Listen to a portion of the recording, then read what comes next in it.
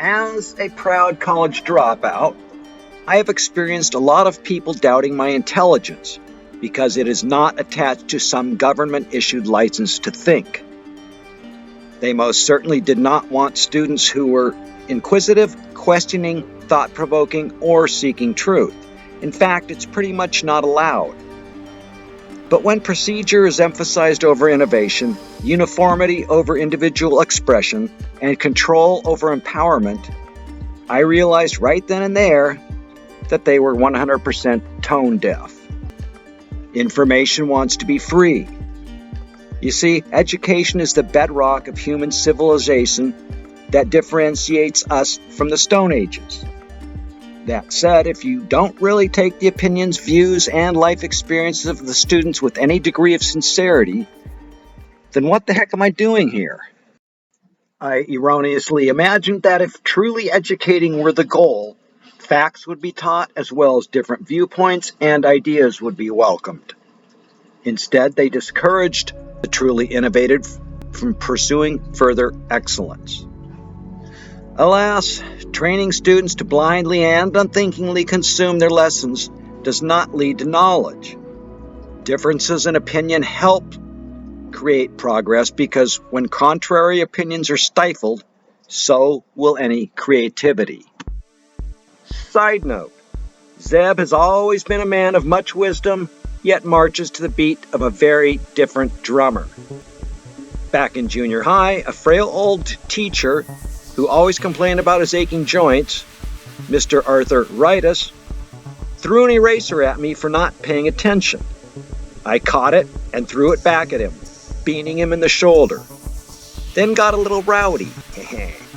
He immediately sent me to the vice principal's office, where the VP handed me the phone to call my mother as I was getting suspended from school. But instead of calling my mother, I pretended to dial the police, saying, "I want to report an assault." I never heard a word about the school suspension again. Boy, for supposedly being academically bright, they sure hide it well. Go, Zeb, go!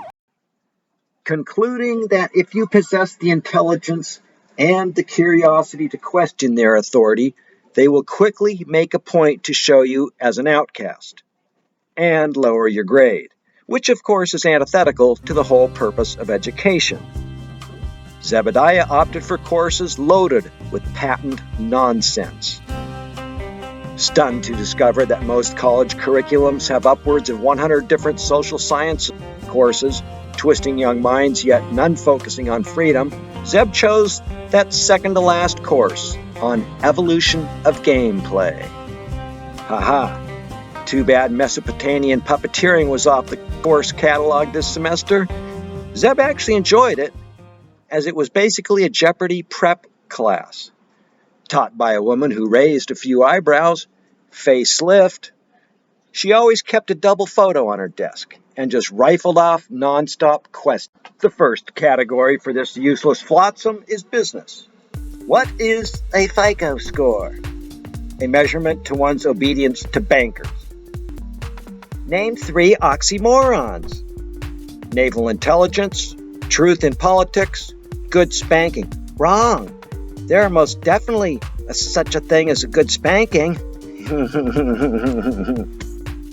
Are food stamps important? Oh yeah. Could you imagine what today's soup bread lines would look like compared to the 1930s Depression if food stamps did not exist? The media has 2 primary functions. Name them.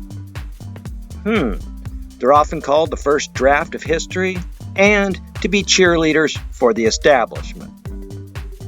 People used to be shocked by deceit, insincerity, and insidiousness. What shocks them now? Honesty, virtue, and integrity. Yeah, that was an easy one. Why are PR professionals viewed as visionaries? Because these folks view life in 4D. Deceptions, distractions, distortions, and delusions. Name the Sex Pistols bass player and his girlfriend. Nastasha Kinski? No.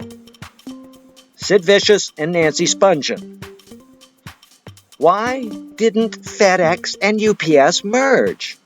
They didn't believe that Fed Up had a good ring to it. Can anyone describe a TSA agent's job? Junk fondling and depends checking readily come to mind. Who can name the most musical instruments in the gay community? Mouth organ, tromboner, meat horn, clarinet, saxophone, flesh trombone, skin flute, beef harmonica, piccolo. Which two items should not be optional equipment on politicians? Straitjackets and mug. Can anyone show me an example of public relations? Yes. Remember when NASA spent millions of dollars trying to perfect an ink pen that would work in a gravity-less atmosphere? How did the Russians counter the rich and powerful United States? They used a simple 5-cent number 2 pencil. Oops, we're 6 minutes late. But wow, that's 5 in a row, class. Good job. Just know that I do not want my students physically and psychologically insulated from the real world. So quit waiting for others to hand you knowledge.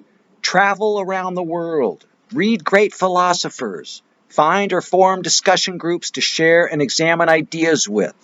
Enjoy frequent quiet times and just think. Also, research internet blogs with factual data along with anecdotal evidence. Or save your money and instead start a business. Hey, thanks a lot, gang. I know you don't have to be crazy to enjoy the Funkbutter mind-shifting factory, but it helps.